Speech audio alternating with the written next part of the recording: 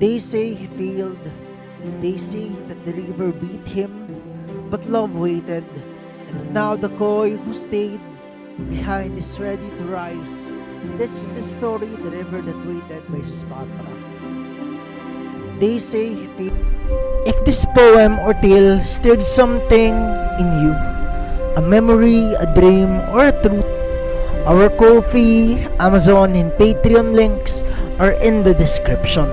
Supports help us keep writing for you and for those you hold dear.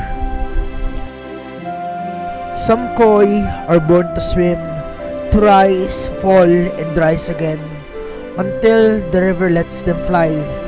This is the fable, The River That Waited, a fable created by Pacampara. Long ago, in the garden of moons and willows, there lived an ancient koi with skills like fading bronze. He was the eldest child of Emperor Jess and his empresses, Bule, Yong, Wien, and Yejin, raised in still waters and gentle songs. As a young koi, he once swam with fire in his fins, daring to race up the raging river of the skies, where it said that the boldest koi could become sage dragons and ascend to the heavens. But he failed. He was swept down by storms, mocked by winds, and left to drift in the quiet ponds far below. Seasons passed, and he grew older, quieter. His dreams buried like fallen petals. His siblings rose like stars. One soared in the skies, one danced among forests, another whispered to oceans, and he stayed. One spring, Emperor Jess sat beside the koi pond, the river's roar echoing beyond the cliffs. Bule knelt with her hands in the water. Yong held the lantern of moonlight. Wien hummed a lullaby, and Yejin tossed spicy crumbs of fish cake into the ripples. "You don't have to fly," the old koi said, watching them. "Not every koi becomes a dragon." "No," Jess said, leaning low. "But you've always been our dragon. You just forgot how to fight." The koi looked down at his reflection, worn, scarred, soft. Then Yong whispered, "You're not alone." Bule grinned, "You've got 4 winds behind you." Wien laughed, "We'll sing you upstream if we must."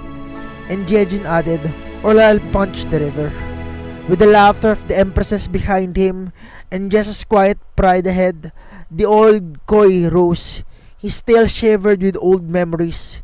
He turned to the current once more, not as the child who failed, but as a soul who wanted to, waited for the right time.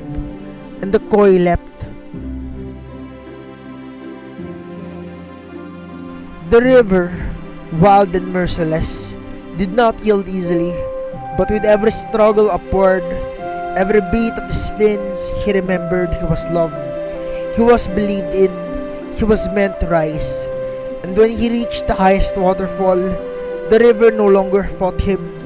It carried him up, over and into the clouds. There lightning welcomed him, scales burned gold, his voice boomed like thunder, and a sage dragon older than storms and stronger than doubt flew home at last. His family waited, not at the bottom, but at the summit always.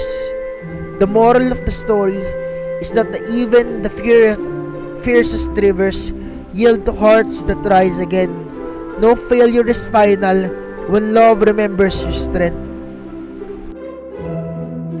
This piece is dedicated to my dearest sunshine, Kim Yong-sun. Please show her your love and support on her channel, Solarcido. She's the heart behind so much of the light I share here. If you enjoy poems, short stories, and heartfelt journeys like this one, stay a while and see if any of my work resonates with you. I'd love for you to consider subscribing if you find a piece of your heart here. Also, feel free to leave a comment about what new story formats or poems you'd love to see. Your voice helps shape this growing storybook we're building here. Thank you for walking this world with me. Have a nice day.